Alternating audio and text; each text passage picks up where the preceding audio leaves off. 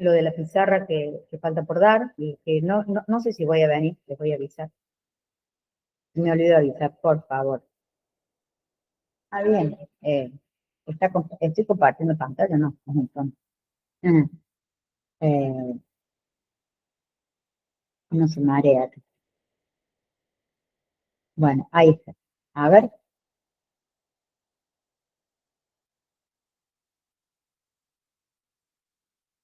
está bien, ¿no? Todo el mundo me ve, ¿no? ¿Se ve bien? Sí, profesor. Sí, profe. Genial, gracias. Bueno, ahora ya me tengo que ir a la pantalla de la presentación. Bueno,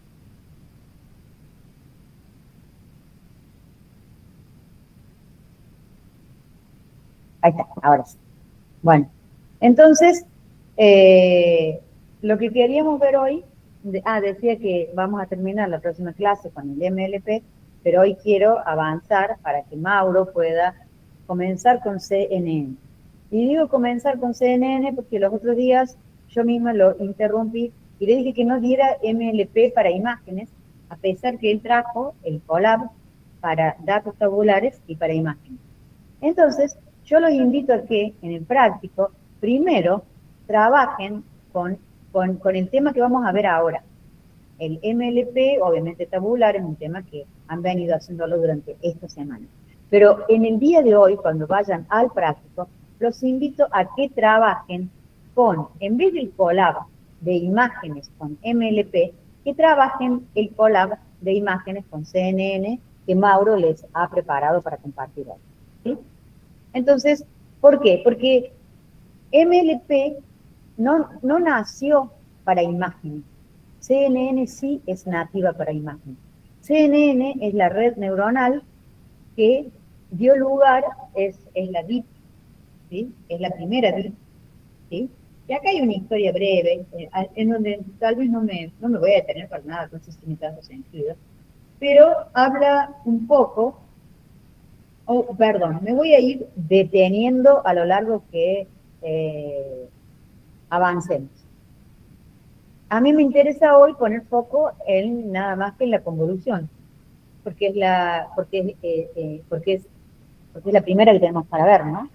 Pero hay muchos, fíjense el paréntesis que dice, primero dice, modelos predictivos discriminatorios. Discriminatorio significa que clasifica o que hace regresión, con entrenamiento principalmente supervisado.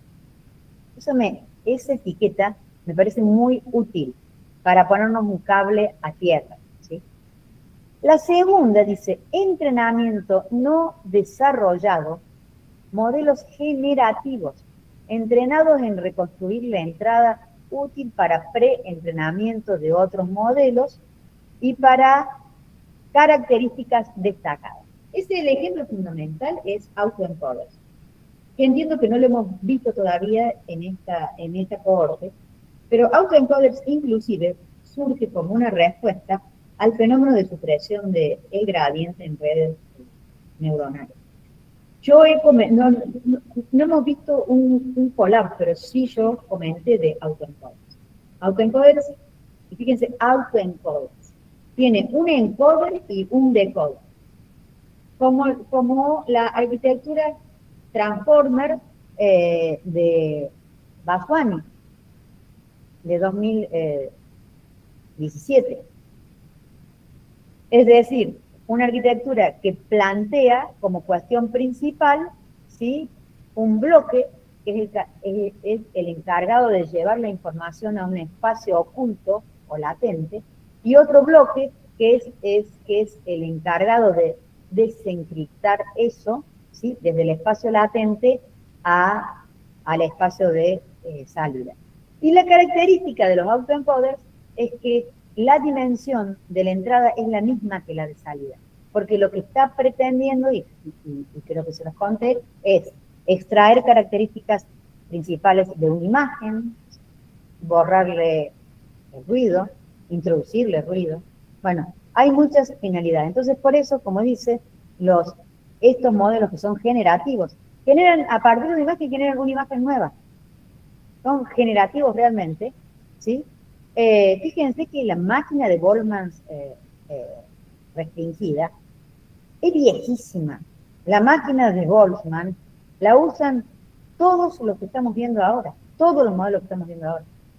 Entonces, no hay nada, a ver, todas las contribuciones son nuevas y yo voy a cerrar hablando de qué es lo que está pasando por abajo del Transformer realmente, ¿no? Y por eso Sandro no dio fine tuning con BERT, porque en general lo da después de que yo explico cómo está funcionando por debajo del Transformer. Bien, pero eso para que vayamos teniendo digamos, algún contexto. Y después patrones recurrentes, utilizados para frecuencias, reconocimiento de voz, análisis de sentimiento, procesamiento de lenguaje natural. Y la que está primera es RNN y LSTM, que es una hija de RNN, SEC2SEC, no sé si vieron, casi siempre lo damos, pero SEC2SEC es una hija de RNN, GRU, que no está acá puesta también. Bueno, y después el aprendizaje por refuerzo, ¿sí? Para aprender comportamiento. El aprendizaje por refuerzo es lo que se están usando hoy en día en todas las capas, ¿sí? Más cerca del usuario de la IA generativa. Bueno, eso nada más como contexto. Ahora vamos a la red neuronal. ¿Cómo funciona la red neuronal? ¿Se me ve a mí si me voy a la pizarra? ¿Sí o no? ¿Sí? Sí, profe. Gracias, profe. Bien. Voy a borrar esto y voy a, porque no está la fotito ahí. ¿Cómo funciona la red neuronal?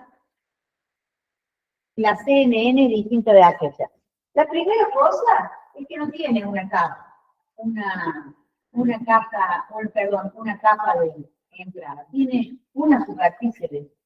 Y la segunda cosa es que la superficie puede ser volumen. Y debe estar más dentro. Entonces, esta es la capa de entrada.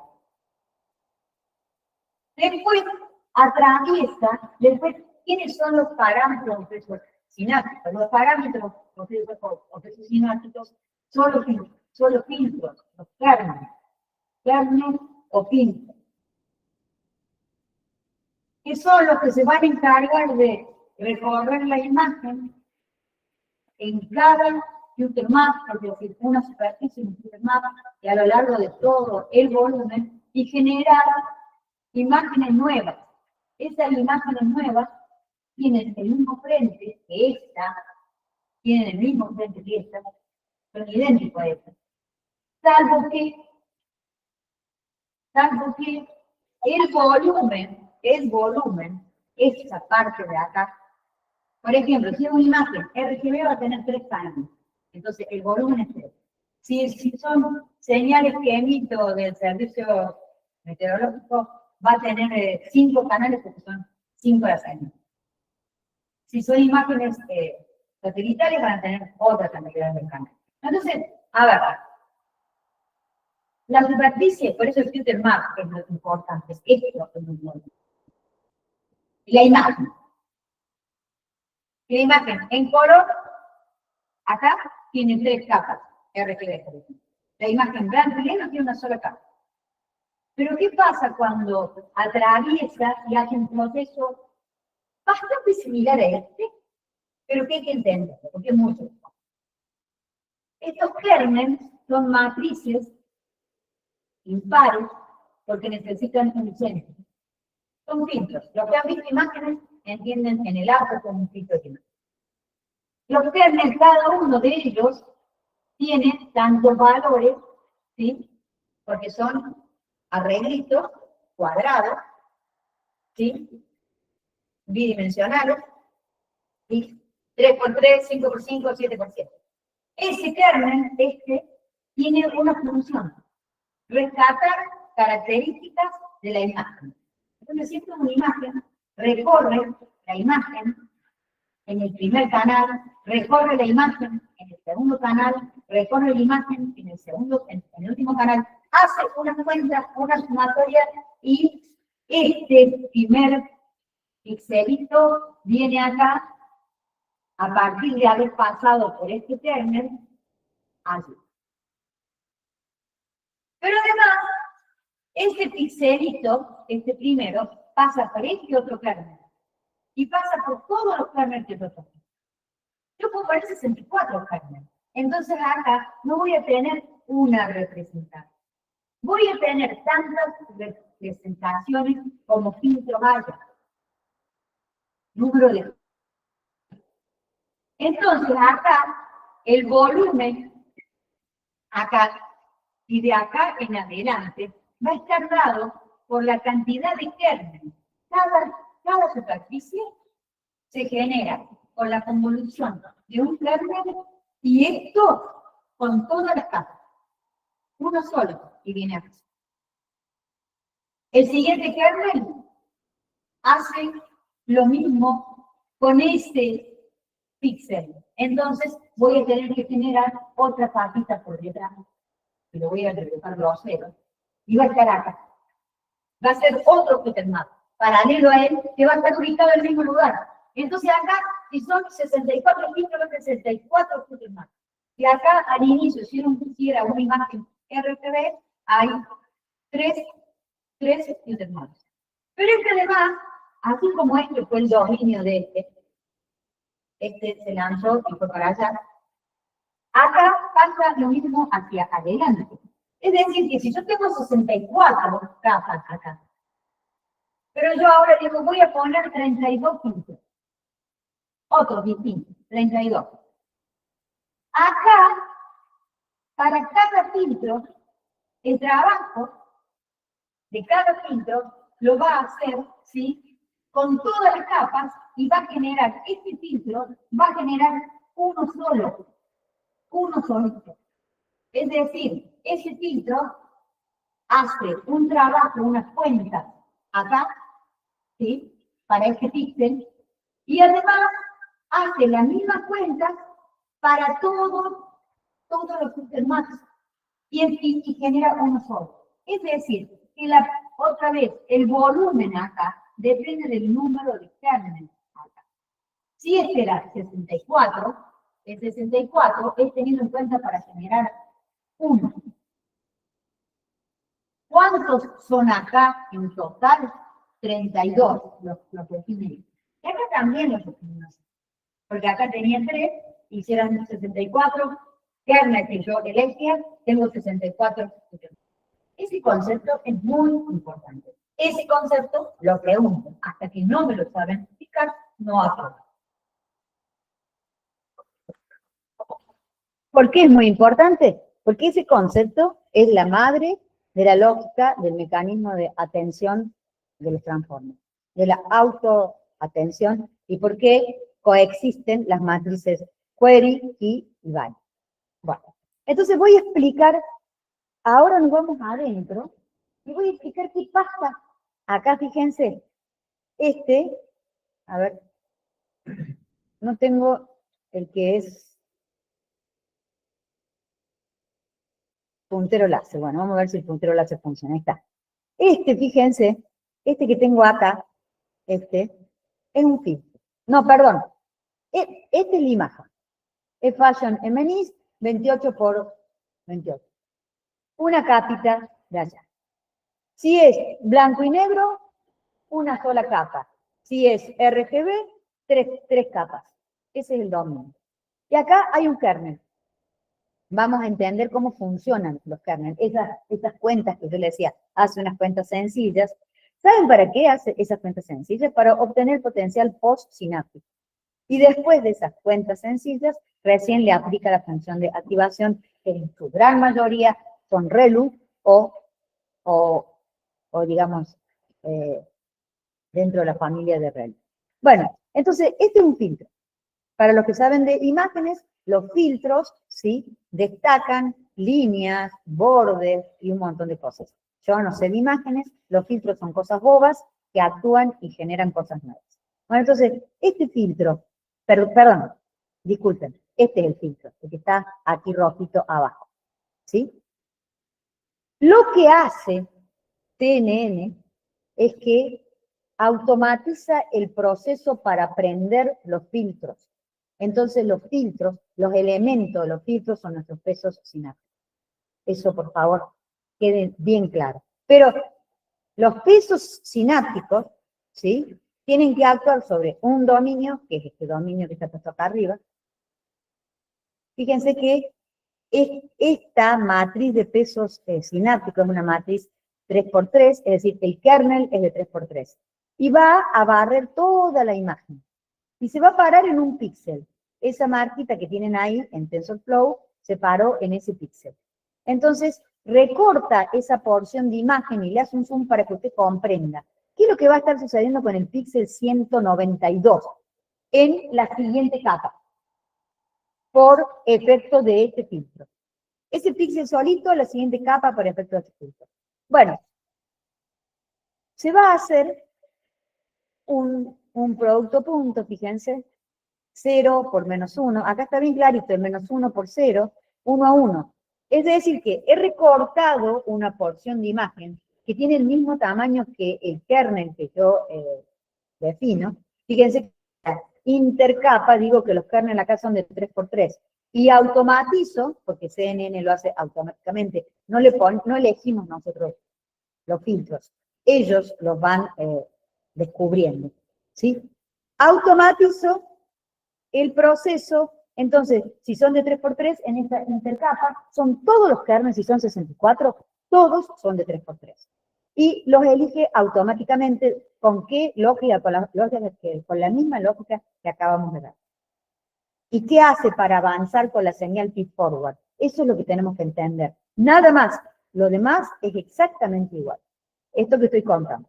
Cada filtro recorta una porción de imagen donde va a ser centro, ¿sí? Y cuyo tamaño es el mismo que el filtro. Entonces, voy a hacer centro en el píxel 192. Entonces, ¿qué hace? Hace el producto punto, fíjense, de la porción de imagen que necesita para poder hacer el producto punto con el filtro. Entonces, de ahí surge el -1, y el resultado del el píxel en la siguiente capa. Eso, lo que resulta ahí de ese cálculo, es el potencial postsináptico. Todavía tengo que aplicarle la función de activación, que casi seguramente va a ser ReLU, para poder asignar el píxel de la siguiente capa. Bien. Entonces, por ejemplo, acá hay un ejemplo de cómo con este filtro, que se ve que resalta las líneas horizontales, qué sé yo, como les dije, véanlo, esto queda para ustedes. Yo no me doy cuenta qué es lo que resalta, pero no importa. Ese es un filtro elegido por alguien que sabe de imágenes, por un experto de imágenes. CNN no sabe de imágenes, lo hace automáticamente, porque simula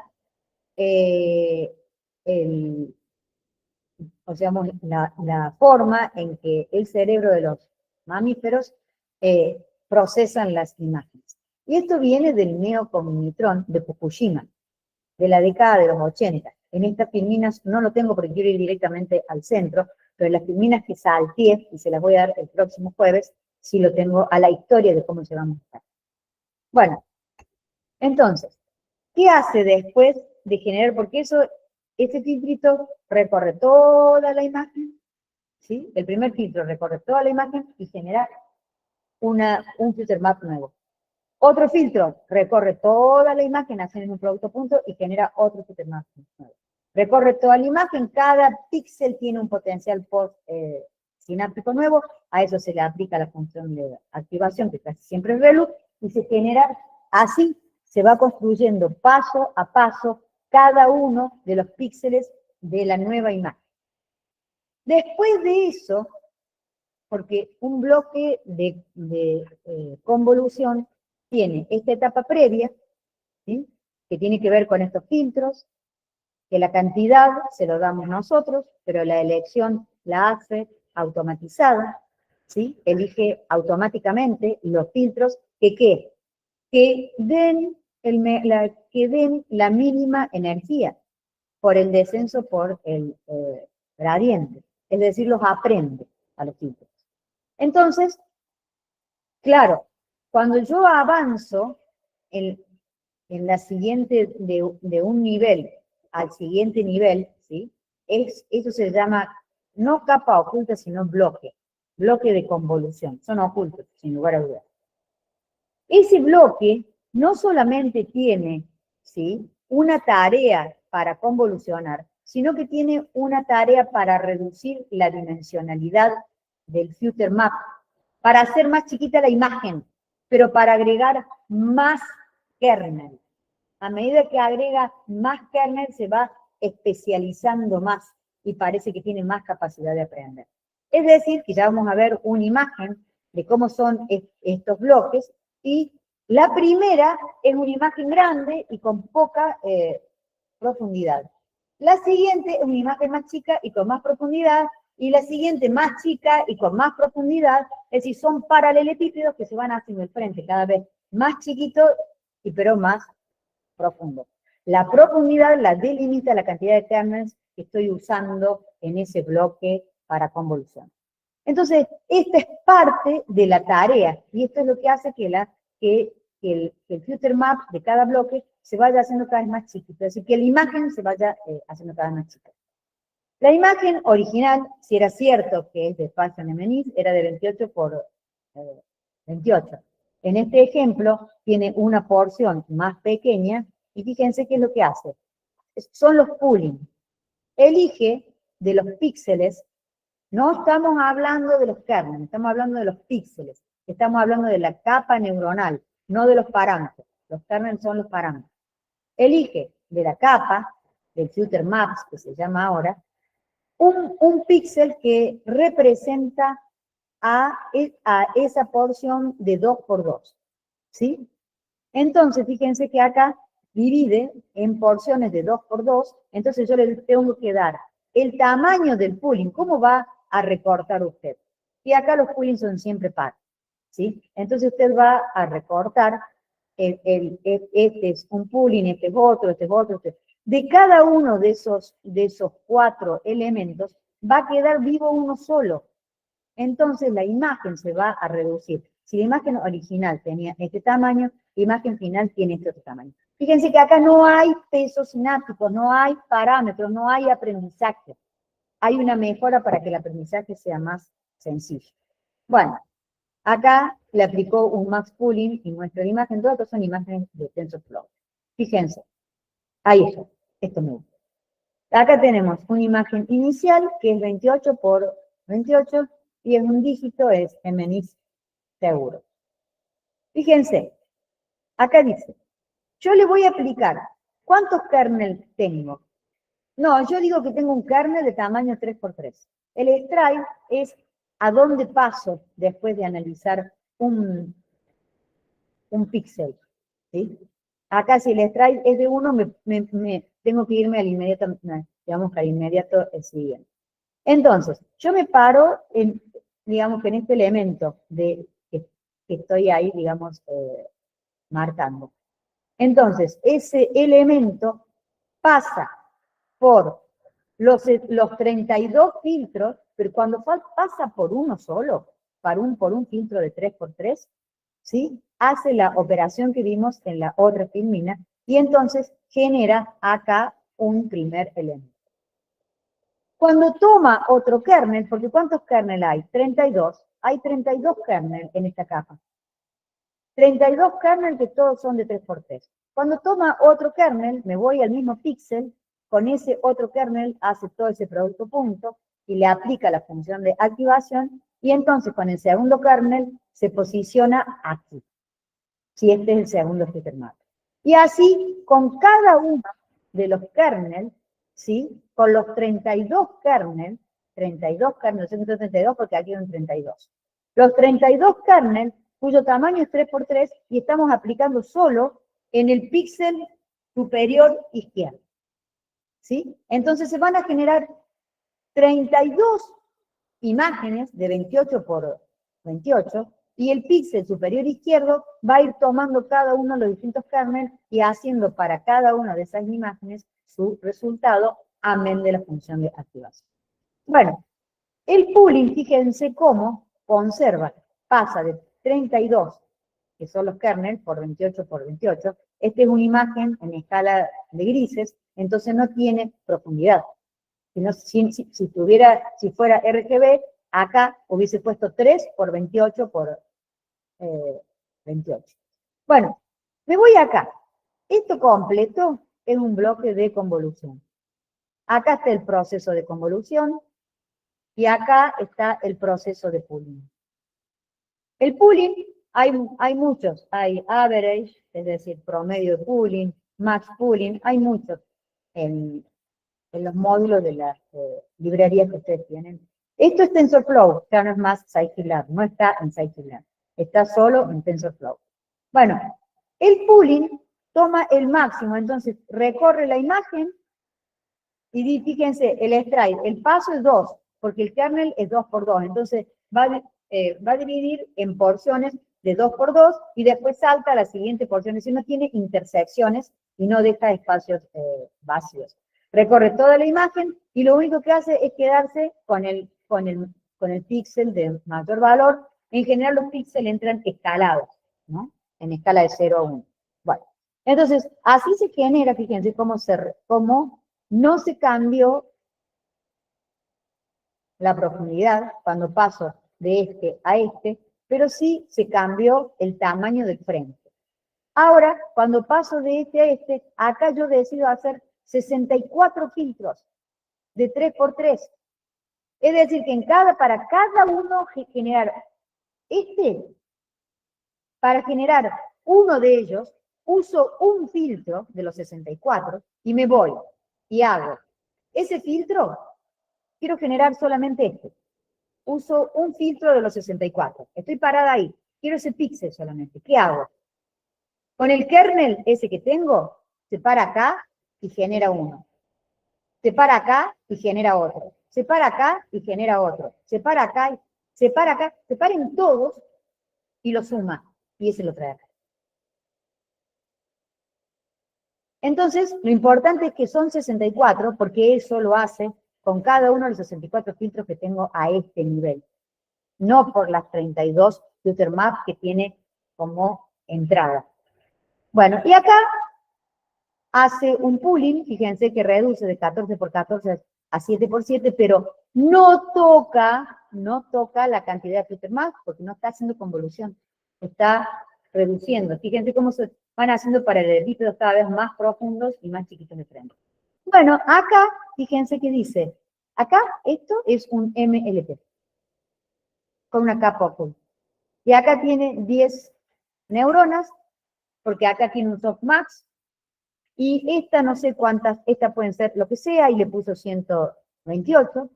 Esta, es decir, la capa oculta tiene 128 neuronas, que también lo definimos nosotros, como la cantidad de filtros y como el tamaño del filtro. Y fíjense, acá, esta es una entrada plana, es un flatten, es un vector. ¿Quién entra? La cantidad de elementos que hay, 7 por 7, en los 64 filter maps. Entonces, 64 por 7 por 7 debería darnos la cuenta de 3136. Porque esta es la cantidad de neuronas que tengo acá y la cantidad de neuronas que necesito recibir de acá. Entonces acá, a la postre se le pone un clasificador. Es decir, que la convolución va trabajando, generando, identificando características, ¿sí? Y por último, acá, esto es el padding. El padding es un concepto que se usa mucho en todos lados, cuando yo manipulo información de diferente tamaño, ¿no? Bueno, acá el padding se debe a que, por ejemplo, cuando yo me paro con un filtro de 3 por 3 en este vértice, en este píxel, el que está ahí arriba, ¿qué pasa con los píxeles que no existen? Porque hay píxeles que no existen, estoy en el borde.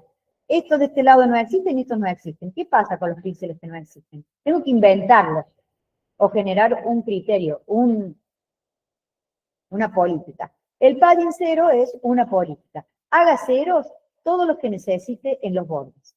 Si yo me paro acá con un filtro de 3 por 3, necesito hacer cero hacer cero hacer cero hacer cero este.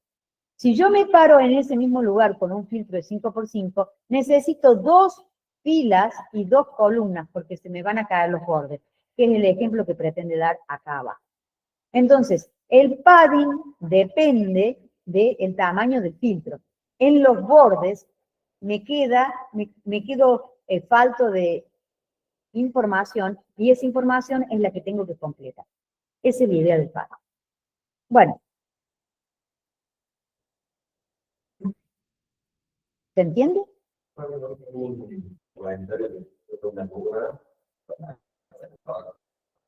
Porque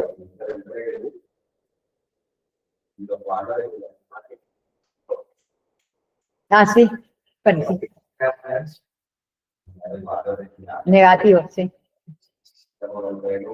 Tal cual. Sí, pero a ver, acá dice Germán, nosotros ya lo hemos visto esto porque estamos usando la función ReLU. Recuerden que la función ReLU pone a cero todo lo negativo y el resto es la identidad.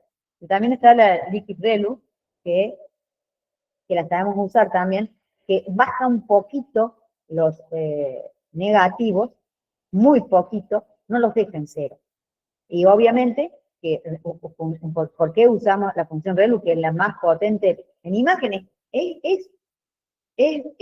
Cuesta nada, es casi la identidad, se dan cuenta, cuesta nada, es muy barata. Y bueno, ¿por qué la usamos? Porque bueno, porque obviamente cuesta muy poquita plata, costo computacional, y me permite mantener la lógica de las imágenes. Me permite, por eso que muchas veces ni siquiera se dice que hay una función de activación en la CNN, porque ReLU no me toca los valores de los píxeles que son positivos o cero. Me toca, solamente pone a cero los otros. Es lo único que hace. Entonces, no solamente es lineal en ese tramo, sino que es la identidad.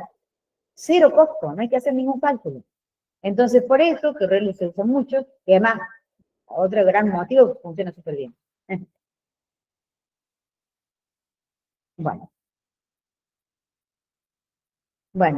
Bueno, acá está un poco lo que les digo, lo que les estoy diciendo, y esto les queda para que estudien. Esta es la filmina 7, ¿sí? Cuando hablamos de los pesos, son los valores de los kernels, que son los que se van actualizando, ¿sí? Y acá están ejemplos de cómo va evolucionando, fíjense las arquitecturas, ¿sí? Un filtro digital, es como la otra vez que les pasé muchas filminas que estaba todo escrito y que les da contexto, revísenla, leanla, porque es el primer material que tienen que entender, ¿sí? Bueno, y acá de nuevo, otra vez, fíjense cómo se va viendo que el filtro tiene que actuar sobre el borde y tiene que agregar ceros, tiene que hacer un padding, ¿sí? Bueno, y acá están los ejemplos de distintos filtros y sus resultados.